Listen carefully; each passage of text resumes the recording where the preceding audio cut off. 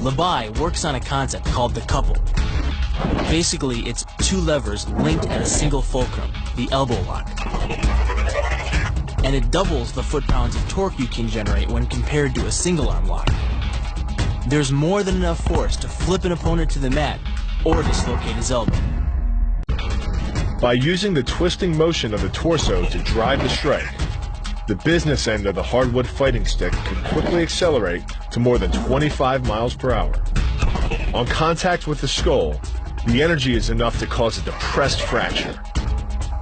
It's the same injury-producing force as being hit in the temple by a hammer.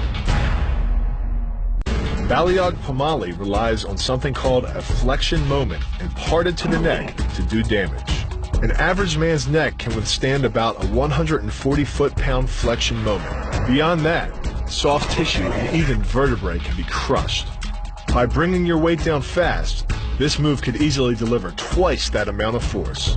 And it wouldn't just end a fight, it could leave your opponent paralyzed or dead. With the elbow locked, the opponent's forearm becomes a lever and his elbow a fulcrum.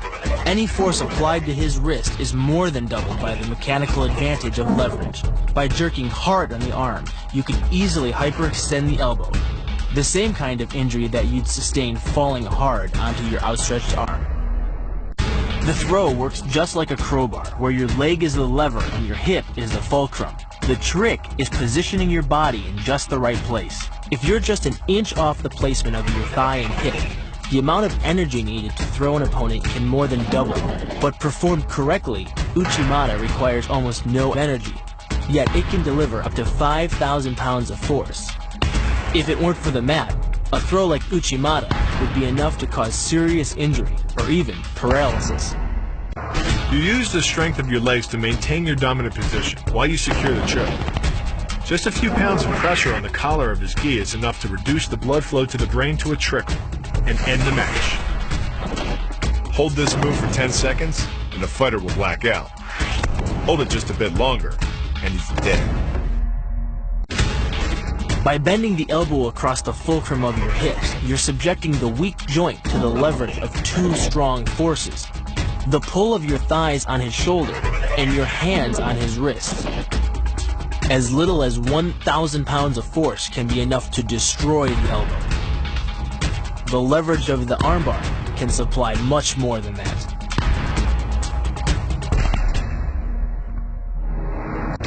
The sacrifice throw is a simple lesson in conservation of energy.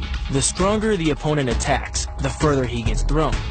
It works like a catapult, where your opponent's momentum supplies the counterweight.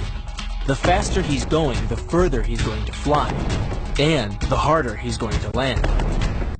Because you don't have time to cock your arm in a surprise attack, bursting's effectiveness doesn't come from the rotational power of the torso.